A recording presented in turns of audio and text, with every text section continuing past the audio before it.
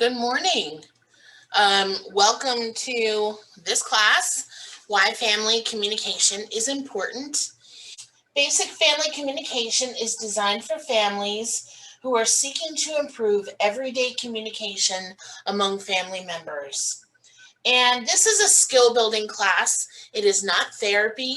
So if you feel like you need to take the next step, and if you need help connecting to resources, to family therapists, please let me know and I'll be glad to help.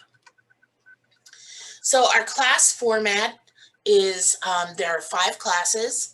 This is the first one. It is an online class. And this way you can view this at your own schedule. And my name is Susan Bradford, and I'll be teaching this class. If you have any questions, my number is on the screen. Please feel free to give me a call. So our objectives today are how family communication affects relationships. That's class 1. Our second class will cover some listening skills, effective ways to listen to other family members. Our third class is about respect and expressing ourselves with respect. The fourth class is about unspoken family rules. And then our fifth class, we're going to combine the last 2 items, how to handle difficult situations related to communication in the family, and then the benefits of having fun together. So let's talk a little bit about why family communication is important. Because communication is something that we don't really think a whole lot about in the context of a family, but it really is the foundation to our relationships with one another, how we communicate with one another. It kind of sets the tone for our family life. So the thing with family communications is it is not a simple process. It's not really just, I talk and then you talk, or it has a lot of different parts. And so by breaking down these parts, we can learn a bit about ourselves, a little bit about our family, and how we communicate with each other. So it's more than just what we say and do. It is the words that we use, but quite often it's the things that we don't say in a conversation. It could be, for example, the way that we use our body and body language. So we have something we want to share when we communicate with a family member, and using words is the most common way to express our thoughts and feelings. But we use those nonverbal messages with our eyes, with our facial expressions, and with our body movements. And I even want to add with the tone of voice. I can remember as a child, I would get into a load of trouble with my mother because I had a certain tone of voice. And so for me, learning to better communicate with my mom meant that I had to check that tone of voice, which is difficult for a younger person. So have you ever had anyone in the family stomp out of the room without saying a word? That sends a very clear message using body language. Objects can be used to send a message. For example, giving a birthday gift says, "Hey, I love you. I'm so happy you're here with us." It sends a message of appreciation and love. So objects can be used to communicate. And then, of course, we know all about electronic messages. Electronic messages are very common nowadays. But our lesson today and for the next few months is going to be based on more face-to-face communication.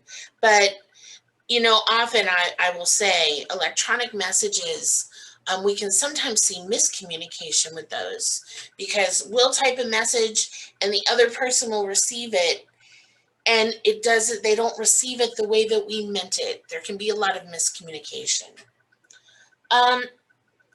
The other important part of family communication isn't just the things that we say, the body language we use, but it is also listening. And thoughtful listening builds relationships. It's a really important component of family communication. A good listener sends a nonverbal message of care and concern, even if you don't agree with the message being sent. Thoughtful listening builds relationships. And we have to face it, in our family, there's going to be conflict. Even the most loving, supportive family, we have points of conflict with one another. And this is normal. I mean, it really, no two people are exactly alike. It takes time and effective communication to work through those differences when you have a point of disagreement.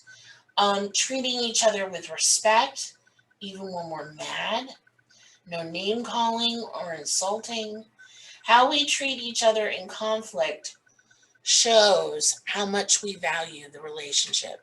And that really struck me when I saw that in the training material. How we treat each other in our worst moments reflects how we feel about one another. That gives a very serious message. There are lots of communication skills that can be learned. And that's the point of us doing this class together today, to kind of build some of those skills to help us better communicate the things that we want to communicate to our family members, and then how to kind of respond more lovingly and more effectively when things are in a little bit of a conflict. So I want to talk about two stories. We have two different couples, Enrique and Sue, and Brittany and Chris. So let's talk first about Enrique and Sue. I'm going to read this story and we'll have some discussion. When Enrique and Sue were first married, Enrique said he wanted to have a large family. Sue thought that he meant 3 children. Enrique meant 6 children. They had a different meaning for the word large. Enrique and Sue avoided an argument by taking the time to listen to each other. It helped them to understand that they were using the same word to mean 2 different things. So let's break that down a little bit. So Enrique and Sue, they both agree they want a large family, but they both had different concepts of what large meant. And we can very much imagine, under the worst circumstances, there could have been some pretty sharp words between the two of them. Family planning is an incredibly intimate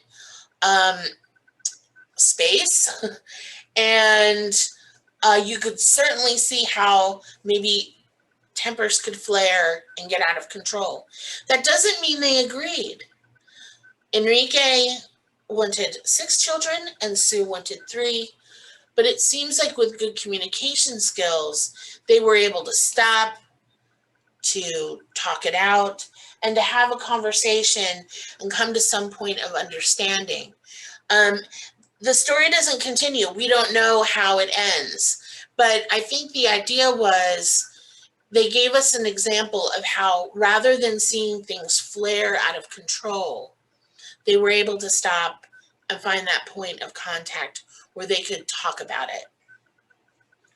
Now let's talk about Brittany and Chris, another couple. Brittany and Chris both have children from previous marriages. They always have problems around the winter holidays, working out visitation schedules with other family members. Brittany wants to start discussing it early.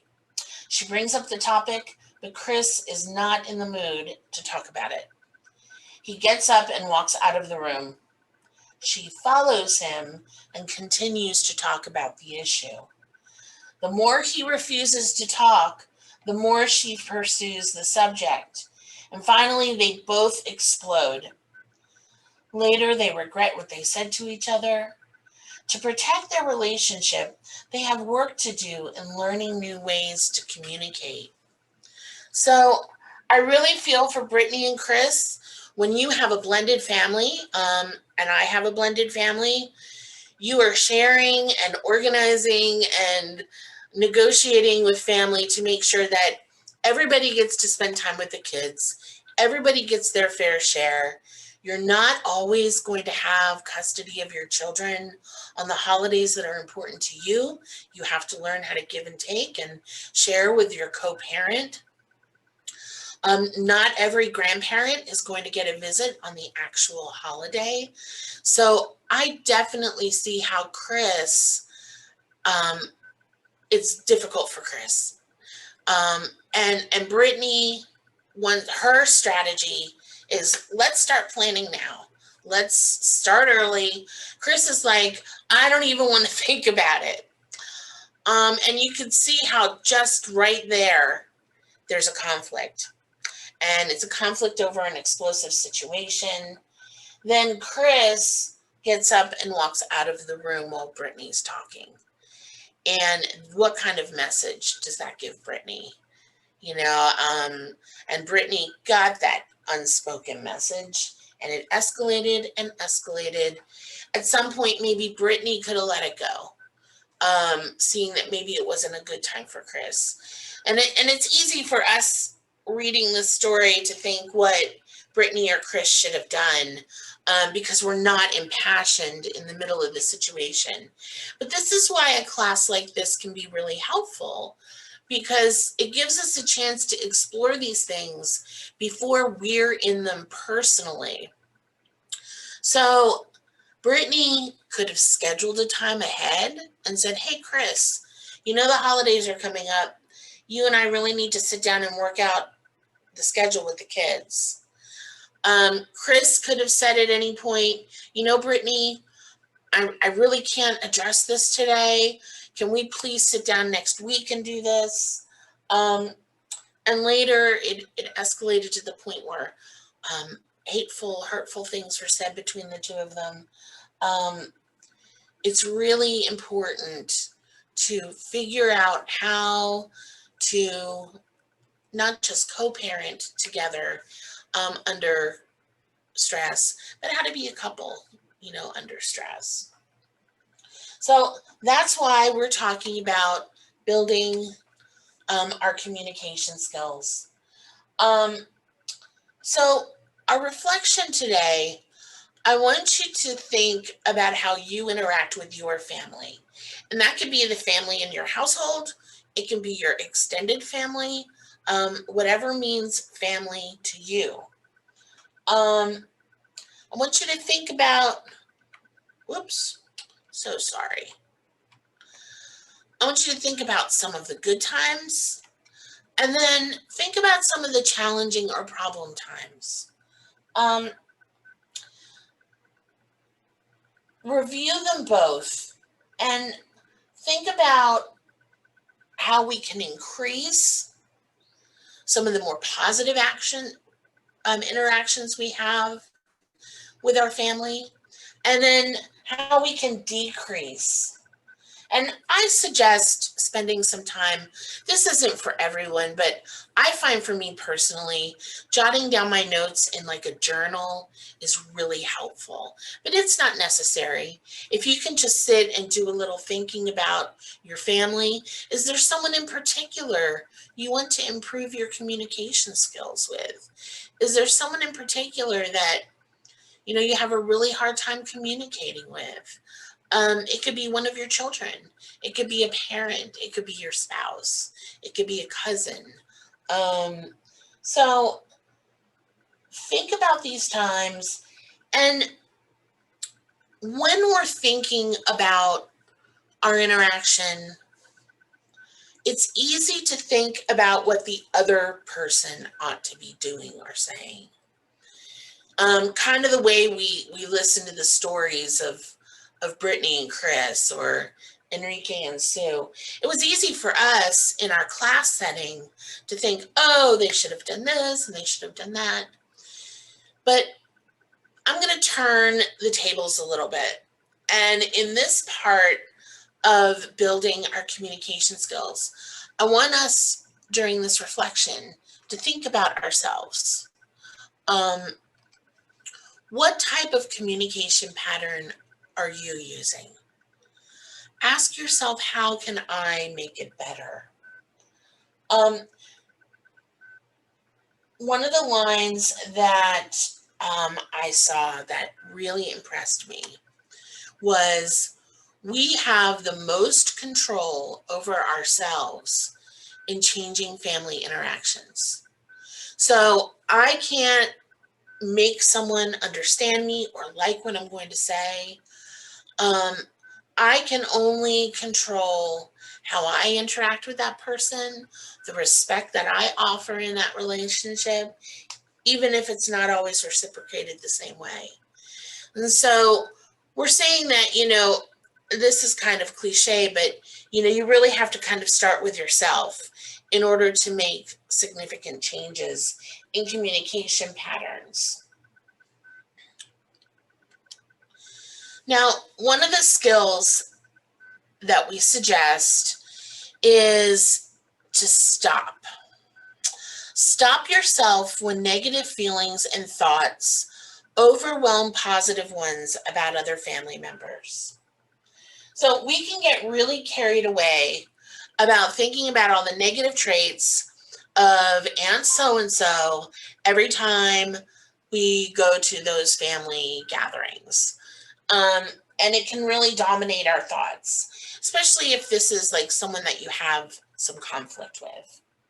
So what this exercise asks us to do is, when we start to start running those, oh my gosh, she is such a nosy body and blah, blah, blah, blah, blah, to stop. And this is the hard part. Talk to yourself about the good qualities of that person. Well, she always writes the Christmas letter, and she keeps in touch with everyone, and she never forgets my birthday, whatever it is. Talk to yourself about the positive qualities. Think about the good times. Self-talk is a powerful tool to change the way our brain automatically flips to negative when we're interacting with certain people. Now, I'm gonna pull a timeout here for a minute.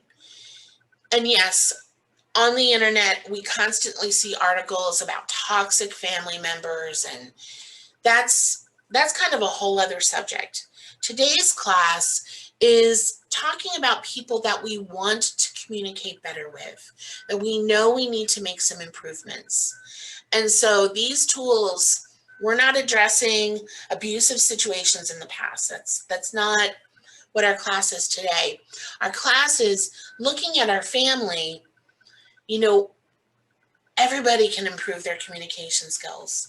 So I know, for instance, my husband has a temper, and it's not about me. But when he starts kind of grumbling, I can feel myself getting prickly. I could feel myself getting irritated. And it's a good idea to stop. For me, I'm going to tell you what I do. I stop. And I say, Frank's really under stress. And this is not about me. Normally he handles things really well. Let's move forward that way.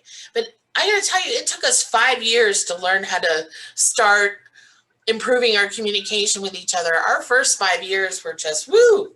So it's always a work in progress. So it's a tool. We're going to build these skills. So let's do an activity to kind of help support that.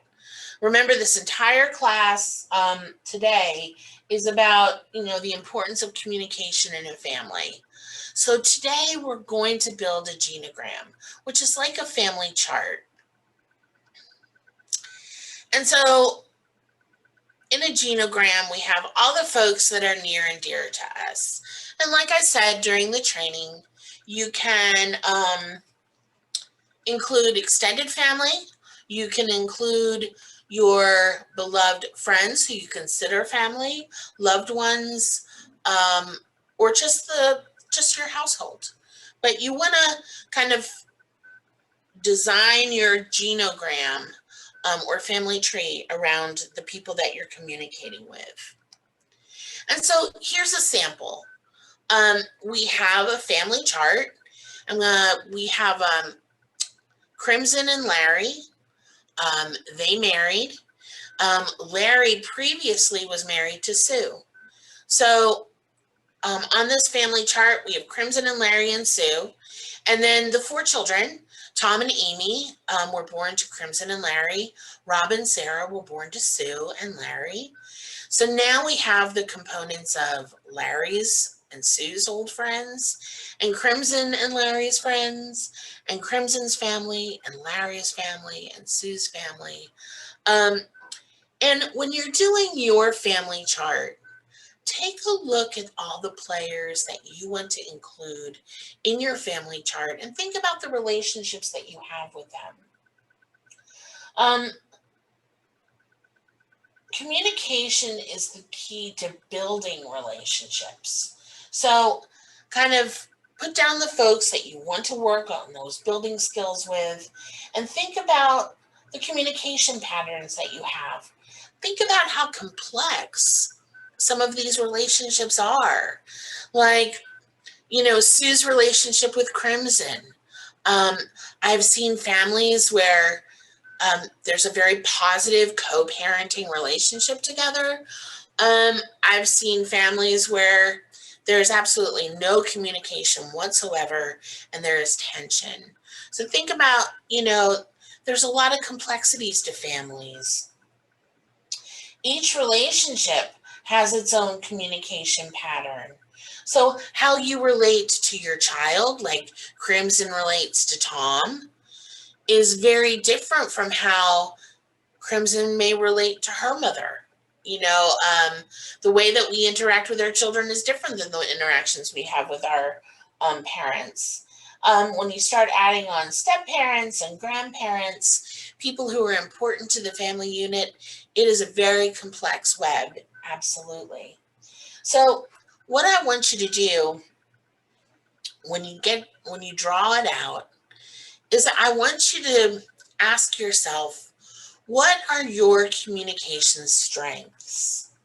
And think about some times in your family when you're communicating with one another. So where do you see either your personal strengths or your family strengths? And write them down. Remember that positive thought really influences our behavior. And then decide what areas of communication do you want to work on. What have you learned about yourself and your communication patterns in your family? And who do you need to stop and throw some positive thoughts into the universe about? Spend some time kind of thinking through your memories. And, really, like I said, if you want to journal it, this is a great opportunity to do some journaling. It's a very personal thing. I don't want you to share necessarily any of your responses with me unless you want to talk about it. But, definitely think about where you want to go in this communication journey. So the second activity is one that is more that you do as a family. And it's to kind of help understand nonverbal communication. So just like we learn a language, English as our primary or another language as a primary, and we're, learning different languages. I learned a little sign language when I was younger. We learn, our primary language. sometimes people aren't as good about the nonverbal part of the language, what we communicate without words. And sometimes the message that we think we see in another person may or may not be the message that they're sending to us. And then the other thing to consider is, does someone's body language match their words all the time? So this activity, you want to pick out a video or a TV show that captures the attention of your family members. And before you start watching it, make a list of different nonverbal actions. So you're going to have to explain this to the kiddos. For example, folding your arms, frowning, turning your back, raising your eyebrows, that kind of thing. Maybe rolling eyes or something like that. So then put on your show and watch about 5 minutes of it with the volume off. And while watching the program without the volume, look at how the people on the show behave, the nonverbal messages. Talk about the feelings that are expressed. That's particularly helpful for little people. Little people aren't always as good naming their feelings. So this is a great exercise to help your young person be able to name a feeling that they see on the TV. And after 5 to 7 minutes, turn the TV off and discuss what you observe. Or you can leave the TV on as the program continues, but have that conversation with your family about what were some of the nonverbal messages being shared. And then, just talk a little bit about how those nonverbal messages are so important. A very typical one, for instance, when we're feeling defensive or feel like we need to be protected, we cross our arms in front of us. And that tells the other person, I'm not feeling good about this conversation. So, you may not even be aware of that. Or, we all are familiar with the eye rolls that we get from the children. Just bringing that to their attention. That can be really helpful in our family communication. So, what nonverbal actions did you see? What feelings were expressed through nonverbal communication? And did everyone think that the nonverbal message meant the same thing? Different people have different perspectives. And that's exactly what can go wrong in a communication pattern. So let's wrap up. What we did is we explored how communication involves many parts. Sometimes it includes words. Oftentimes, the messages that we're sharing are unspoken. Some family members are easier to communicate with others, but you can really build those skills. Remember, we talked about stopping and doing a lot of positive thought about the person that you have a difficult time communicating with. And through effective communication, family relationships are strengthened. They can get better. So we're going to keep building on this foundation. Next month, we're going to meet again, and we're going to talk about listening skills. So I hope to see you next time. These are my references. This is a great material that was put together by the Kansas State Agriculture Department, and we are using it. They give permission for us to use. So I look forward to your feedback.